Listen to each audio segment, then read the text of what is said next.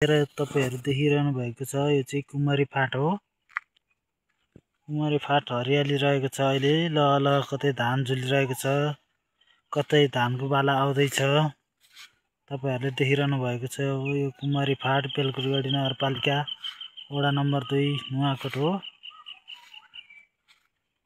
निकै रमणीय रहेको छ यो ठाउँ। म चाहिँ अहिले काठमाडौँबाट केही दिनको लागि दशैं मान्न गाउँ आएको छु।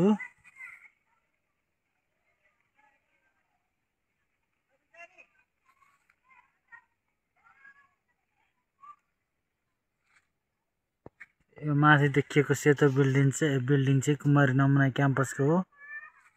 अलि म रोडबाट खिचिरहेको छु, यसो झारी भएर देखिएको छैन। यो चाहिँ म पढेको ब्याचलर 4th इयरसम्म पढेको श्री कुमारी नमुना क्याम्पसको बिल्डिङ हो यो सेतो देखिरहेको।